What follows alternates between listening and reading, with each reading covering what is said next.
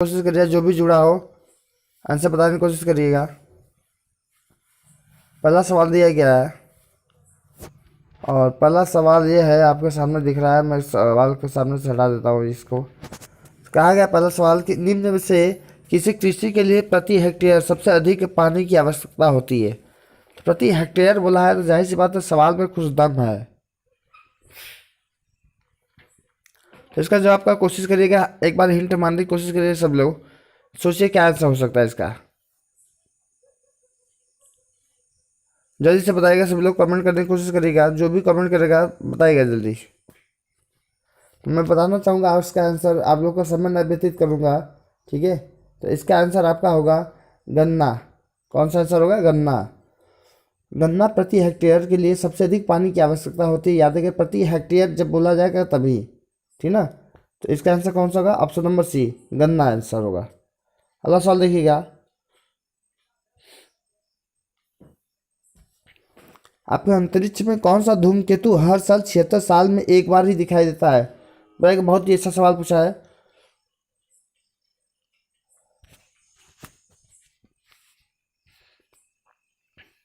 कौन सा धूमकेतु हर 76 साल पर एक बार दिखाई देता है?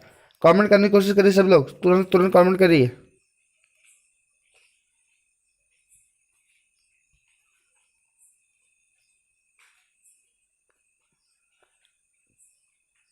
तो अभी तक किसी का जवाब नहीं आया। बताइए कौन सा इसमें से है धूमकेतु जो 76 साल में एक बार केवल दिखाई देता है? तो इसका आंसर कौन सा होगा? सोचिए, थोड़ा सा आंसर बताइएगा।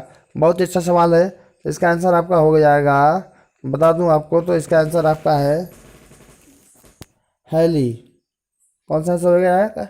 हेली। हैली जो हाली बार नहीं दिखता है, 76 साल में केवल एक बार दिखता है। हाली नहीं दिखता है, मतलब क्या? हैली। आंसर क्या है? हैली। क्लियर है? अच्छा, अगला सवाल देखिएगा। अगला सवाल दिया है, प्रतिरोध के मापन की इकाई कौन सी? क्वेश्चन नंबर 3, प्रतिरोध के मापने की इकाई है। ऑप्शन नंबर ए दिया है वोल्ट, बी दिया है एम्पियर, सी दिया है ओम, डी दिया है कूलॉम। इसका आंसर बताने की कोशिश करिए, कमेंट करिएगा सभी लोग, उत्तर बताने की कोशिश करिए मुझे।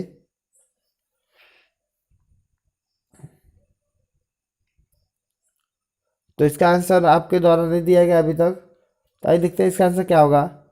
तो जाहिर सी बात है, हमें पता है प्रतिरोध के मापने की सबसे छोटी इकाई कौन सी होती है, किस में मापी जाती है? तो याद रखिएगा, ओम में मापी जाती है। किस में? ओम में। इसका आंसर कौन सा हो जाएगा? ओम। प्रतिरोध की, ठीक ना। अगर विद्युत धारा की पूछा जाता तो एम्पियर, ठीक है। और उसका आवेश का अगर पूछा जाता तो उसके आवेश का मात्रक क्या होता है? कूलाम। ठीक है, क्लियर है? इतना बात समझ आया होगा। चलिए आगे देखते हैं।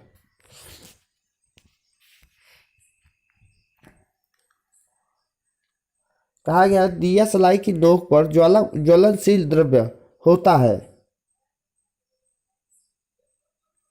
दिया सलाई के नोक पर ज्वलनशील द्रव्य होता है, वो कौन सा ज्वलनशील द्रव्य होता है? बताइएगा सब लोग, कोशिश करिए आंसर बताने के लिए। बहुत ही सिंपल क्वेश्चन दिया है, बहुत ही अच्छा सवाल दिया है।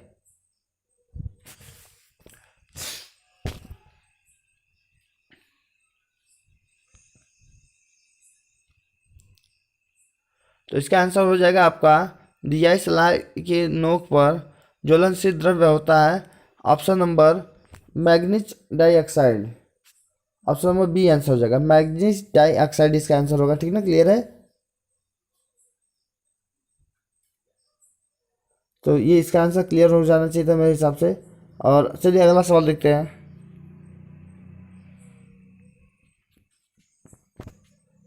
नेटवर्क इज वेरी, चलिए कोई बात नहीं, अब नेटवर्क नहीं पकड़ा तो क्या है, देखिए समझ में आएगा, ठीक ना।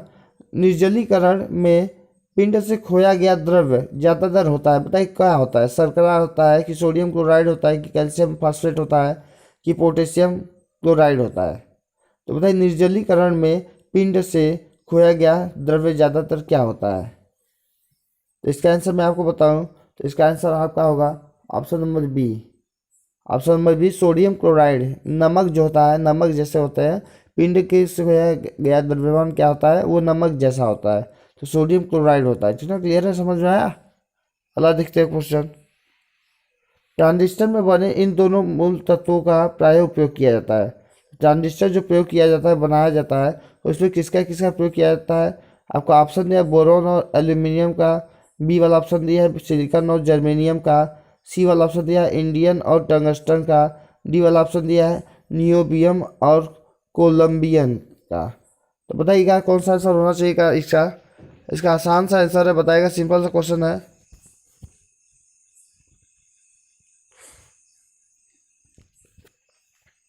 मैं तो आप लोग को बताना चाहूँगा इसका ऑप्शन नंबर बी आंसर होगा। ऑप्शन नंबर बी आंसर होगा, ठीक ना। सिलिकॉन और जर्मेनियम इसका आंसर होगा। सिलिकॉन और जर्मेनियम से मिलाकर ट्रांजिस्टर बनाया जाता है और कुछ और मूल तत्वों को मिलाया जाता है, लेकिन ज़्यादातर इसका प्रयोग किया जाता है, ठीक ना। ऑप्शन नंबर 7 देखते हैं। क्वेश्चन नंबर 7, गैर चिपकाने वाले रसोई के बर्तनों की इसकी परत होती है। तो बताइए किसकी परत बनाई जाती है। जो गैर चिपकाने वाले रसोई के बर्तन होते हैं उस पर किसकी परत होती है। तो इसका ऑप्शन नंबर बताइएगा, सभी लोग ध्यान से पढ़िएगा। ऑप्शन नंबर यहाँ पर दिया हुआ है, मैं बता देता हूँ। पहला ऑप्शन टेफ्लॉन दिया है, तीसरा बी वाला ऑप्शन पीवीसी दिया है, सी वाला काला रंग दिया है, डी वाला पॉलीस्टेरीन करता है। तो इसका ऑप्शन कौन सा होगा आंसर। तो आपको बता दूं इसका ऑप्शन नंबर ए आंसर होगा, टेफ्लॉन आंसर, ठीक है।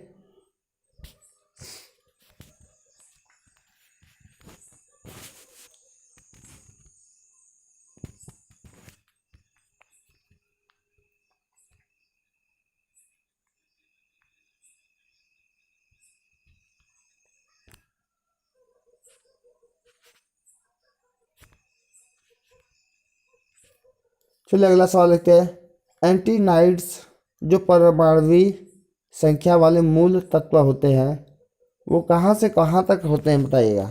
उनकी क्रमांक संख्या कहाँ से कहाँ तक होती है, ये पूछा गया है। तो इसका आंसर बताइएगा सब लोग ध्यान से। 4 ऑप्शन दिया है। ए वाला दिया है 97 से 104, बी वाला ऑप्शन दिया है 101 से 115, सी वाला ऑप्शन दिया है 89 से 103, डी वाला ऑप्शन दिया है 36 से 43। तो इसका आंसर होगा, आपके सामने मैं बता दूं, सी वाला इसका आंसर होगा। सी वाला आंसर हो जाएगा। तो बताइए 89 से 103 कहा जाता है, ठीक ना। तो जो परमाणु क्रमांक होते हैं 89 से लेकर के 103 तक, वे सभी परमाणुवीय संख्या वाले एंटी एक्टिनाइड्स होते हैं। क्या होता है, एंटीनाइड्स, ठीक ना। क्लियर है।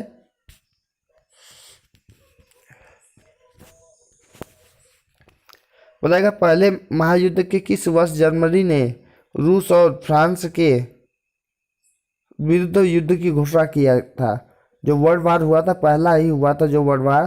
तो बताइएगा, पूछा गया जर्मनी ने कि रूस और फ्रांस के विरुद्ध युद्ध की घोषणा किया था। सबसे पहला युद्ध किसने चालू किया था, जर्मनी ने, जाहिर सी बात है। तो बताइएगा ये किस वर्ष किया गया था, शुरुआत किस वर्ष किया गया था। तो आप लोग बताइएगा इसका आंसर क्या होगा। तो सिंपल सा ऑप्शन होगा, बताएगा। मैं आपके कमेंट देख रहा हूँ लगातार, कोई आंसर नहीं दे रहा है इसका। तो बताइएगा इसका आंसर क्या होगा।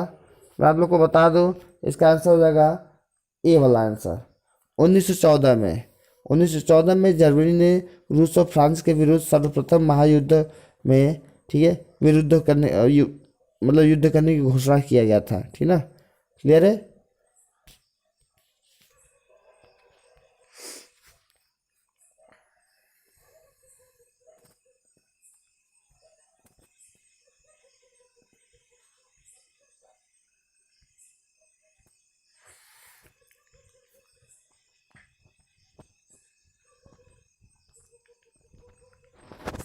अगला सवाल देखिएगा। भारत की इंटीग्रेटेड मिसाइल विकास योजना साल कितने में D doctor APJ Abdul Kalam द्वारा अध्यक्षता में प्रारंभ किया गया था। तो इसका आंसर बताएगा सभी लोग ध्यान से कि बताइए ये योजना कब प्रारंभ किया गया था डॉक्टर एपीजे अब्दुल कलाम के द्वारा। जब पहली बार भारत में इंटीग्रेटेड मिसाइल विकास योजना चालू किया गया था, वह कौन सा सन था। तो इसका आंसर बताएगा कौन सा आंसर होगा। जाहिर सी बात है, उन्होंने बहुत अच्छा आंसर बताया। मतलब आपके भारत में इंटीग्रेटेड मिसाइल विकास योजना जो शुरुआत किया गया था एपीजे अब्दुल कलाम के द्वारा किया गया था। तो इसका आंसर हो जाएगा डी आंसर। 1982 और 1983 के दौरान इन्होंने, ठीक ना, इंटीग्रेटेड मिसाइल विकास योजना प्रारंभ किया था।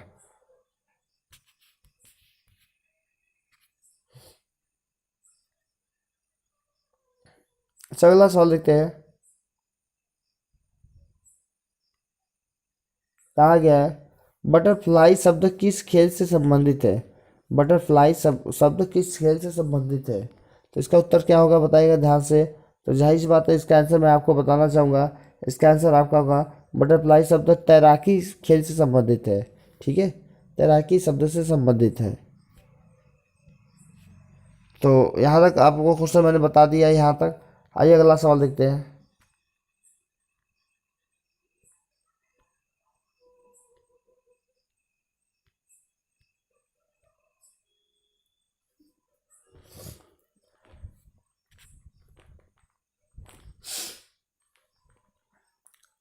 आइए देखते हैं, सवाल आपके सामने दिख रहा है।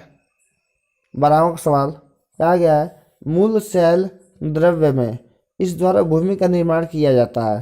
तो याद रखिएगा, मूल द्रव शैल में भूमि का निर्माण हम रासायनिक से भी कर सकते हैं, भौतिक से भी कर सकते हैं और जैविक योजना से भी कर। तो इसका आंसर जाहिर सी बात है कौन सा होगा, डी वाला। ठीक ना, उपरोक्त सभी तरीके से हम भूमि का निर्माण कर सकते हैं। क्लियर है। अगला सवाल देखिएगा, क्या है, भारतीय संविधान के अनुसार निम्न में से कौन सा संसद के दौरान दोनों सदनों तथा किसी एक सदन को स्थगित कर सकता है। तो आपको पता होना चाहिएगा, दोनों सदनों को स्थगित और एक सदनों को स्थगित करने का अधिकार और पावर केवल एक लोग के पास होता है, वो है आपका राष्ट्रपति।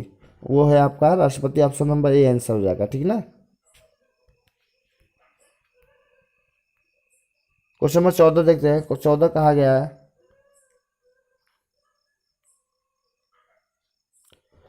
जूलिया गिलार्ड के इस्तीफा के बाद किसे ऑस्ट्रेलिया का प्रधानमंत्री नियुक्त किया गया था। तो ये बताइएगा, ये बहुत ही टफ क्वेश्चन है लेकिन पूछा गया है पेपर में, और बहुत ही ऑप्शन मतलब बहुत ही पीछे समय का पूछा गया है, बहुत ही रोमांचक सवाल है। ठीक ना। तो जूलिया गिलार्ड के इस्तीफा देने के बाद ऑस्ट्रेलिया का प्रधानमंत्री बनाया गया था, ठीक है, टोनी एबॉट को। टोनी एबॉट को। तो ऑप्शन नंबर सी आंसर होगा, टोनी एबॉट को बनाया गया था। ठीक ना। कहा गया, सितारा देवी जिनका हाल ही में निधन हुआ वो अनुश्रुत संगीतज्ञ थी। तो बताइए वो क्या करती थी, वो बस यही बताना था। जाहिर सी बात मैं आपको आंसर बताना चाहूँगा, इसका ऑप्शन नंबर ए आंसर होगा। ऑप्शन नंबर ए हो जाएगा। वो कथक नृत्य की संगीतज्ञ थी। ठीक ना, कथक नृत्य की अनुश्रुत संगीतज्ञ थी।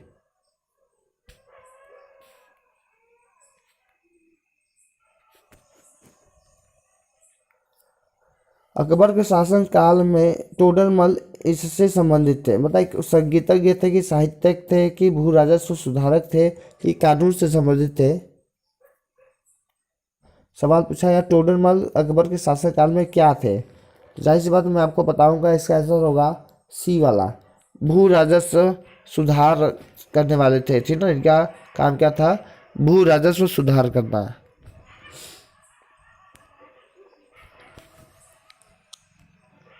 आइए अगला सवाल देखते हैं।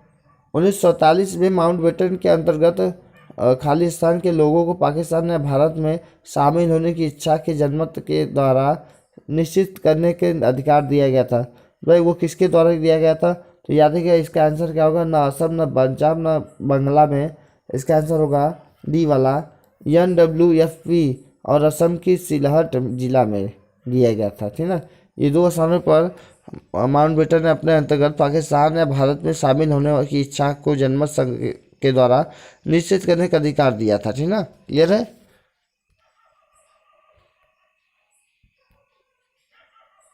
अच्छा क्वेश्चन नंबर 18 देखते हैं। क्वेश्चन नंबर 18 देखते हैं। 18 पूछा गया है, कहा गया है, निम्न में से किसे भारत कौन सा किला अंग्रेजों ने सबसे पहले बनवाया था। बताएगा कौन सा किला सबसे पहले बनाया था।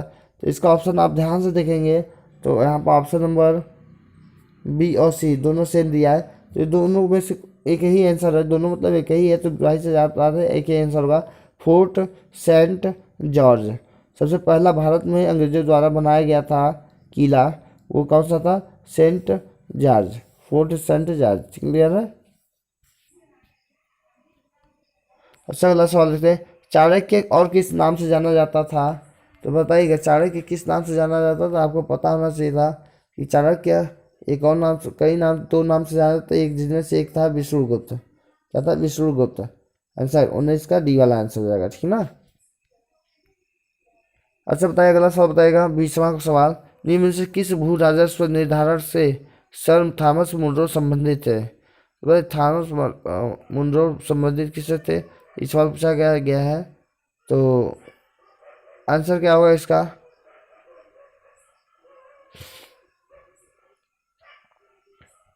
निम्न से किस भू राजस्व निर्धारण में सर थॉमस मुनरो संबंधित है? थॉमस मुनरो संबंधित है आपका ऑप्शन नंबर सी, रैयतवाड़ी से। किससे? रैयतवाड़ी भूमि व्यवस्था से। ऑप्शन नंबर सी आंसर हो जाएगा, ठीक ना, ऑप्शन नंबर सी। क्लियर है? अच्छा, ये अगला सवाल देखते हैं 21। निम्न से किस संस्था का स्थापना महात्मा गांधी के द्वारा नहीं किया गया था? है ना, तो जाहिर सी बात है यहाँ पर फिनिक्स आश्रम जो था महात्मा गांधी के द्वारा किया था।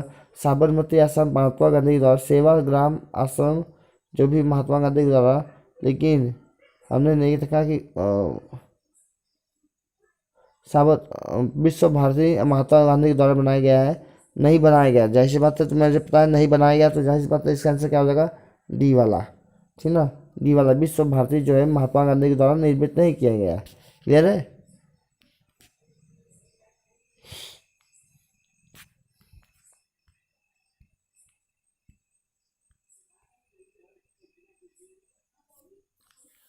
क्वेश्चन नंबर 22 पढ़िएगा।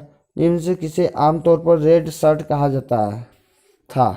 किसे रेड शर्ट कहा जाता था? तो याद रखिएगा, इसका आंसर मैं बता देता हूँ आप लोगों को, बहुत अच्छी सवाल है। खुदाई खिदमत गार को कहा जाता था, ठीक ना। तो रेड शर्ट किसे कहता है? खुदाई खिदमत गार को कहा जाता है, ठीक ना। क्लियर है? अगला सवाल देखते हैं। वर्ष को खाली स्थान को भारत के जनसांख्यिकीय इतिहास में ग्रेट डिवाइड कहा जाता है। तो बताइए किस वर्ष में ग्रेट डिवाइड कहा जाता था? तो बताइए भारत की जनसांख्यिकीय इतिहास से ग्रेट डिवाइड करने का वर्ष था, वो वर्ष है 1921। 1921, ठीक ना, इसको याद रख लीजिएगा। तो ग्रेट डिवाइड किस सन को कहा जाता था? 1921 को, ठीक ना। अगला सब, भारत के अत्यंत पुरानी तेल रिफाइनरी यहाँ स्थित है। तो बताइएगा सबसे पुरानी तेल रिफाइनरी कहाँ स्थित है? तो आपको पता होना चाहिए कि यह असोम में स्थित है, ठीक है ना। तो ये कहाँ स्थित है? असोम, दिग्बोई असम। तो ऑप्शन नंबर ए आंसर होगा, ऑप्शन नंबर ए हो जाएगा। क्लियर है? अच्छा, अगला सवाल देखते हैं। निम्न से किस प्रकार की भूमि ज़्यादातर नदियों की घाटी तथा समुद्री किनारे के मैदानों में मिलती है? जाहिर सी बात है, समुद्र किनारे और भूमि घाटी में मिलती वाली आपकी भूमि है ए वाला। कौन सा आंसर हो जाएगा? ए वाला, कछारी भूमि, ठीक है ना, कछारी भूमि।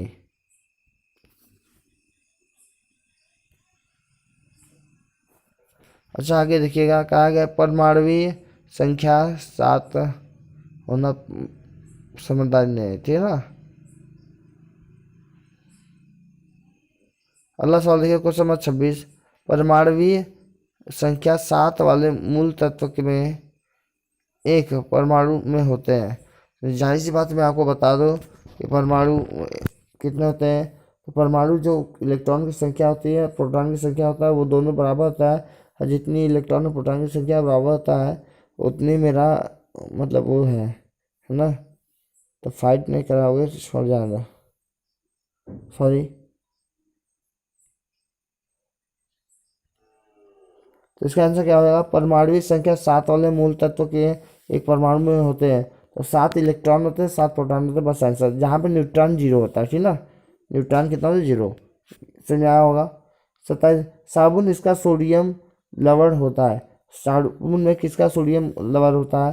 तो याद है कि साबुन को बनाया जाता है इसमें स्टीयरिक एसिड मिलाकर, स्टीयरिक एसिड मिलाकर। क्लियर है?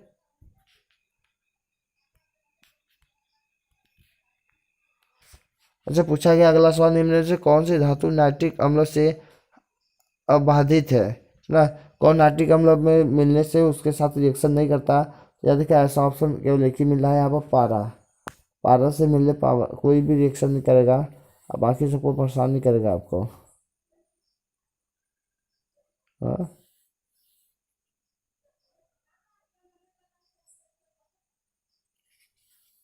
ठीक है, पारा इसका आंसर हो जाएगा। क्वेश्चन नंबर 29 देखते हैं। सोडियम के केरोसिन किस लिए रखा जाता है? तो याद रखिए कि सोडियम केरोसिन रखा जाता है, इस कारण से बाकी सब गलत। तो ऑप्शन नंबर डी आंसर हो जाएगा। वो हवा में जलता है, हवा में रिएक्शन करके जलता है, ठीक ना, इस कारण से सोडियम को केरोसिन लिखा जाता है। अच्छा, कहा है कार्बन के विभिन्न अवस्थाएं हैं। सॉरी, तो अच्छा बताइए, इसका आंसर डी मिल गया। अच्छा, अगला सवाल देखते हैं, लास्ट सवाल है, कार्बन के विभिन्न अवरूपों में, कार्बन के विभिन्न अवरूपों में बताइए क्या आंसर होगा। तो कहा गया हीरा सबसे कठोर होता है और कोक सबसे नजदीक कमजोर। गर्म बात है, गलत बात है। इसका ऑप्शन नंबर सी आंसर मिल रहा है, हीरा सबसे कठोर होता है तथा ग्रेफाइट सबसे नरम होता है, ठीक ना। हीरा सबसे कठिन होता है। ये क्लियर है, या तो हमारा समझ क्लियर होगा। तो आप सभी लोग को स्वागत एक बार फिर से करता हूँ, और सभी लोग को बता दूं कि आज मैंने आप लोग को लाइव करा दिया है, ठीक है। और मैंने आप लोग को कोई आपका नुकसान नहीं हुआ है। आकाश सेठ जी वेलकम। और मैंने आप लोग को यहाँ तक बता दिया पूरा पूरा। इस वीडियो को फिर से दोबारा एक बार ध्यान से देख लीजिएगा पूरा। ये सवाल बार बार सवाल परीक्षा में पूछे जाते हैं, ठीक ना। और इस सवालों को लोग ज़्यादातर पढ़ते नहीं, इग्नोर कर देते हैं, जिसके कारण से उन्हें परेशानी होता है बाद में, ठीक ना।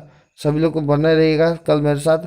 और आज मैंने लाइव को एडजस्ट किया है, क्योंकि मेरे यहाँ का लाइट बिगड़ गया है, तो कोई बात नहीं, लेकिन मैं एडजस्ट करूँगा कहीं ना कहीं से।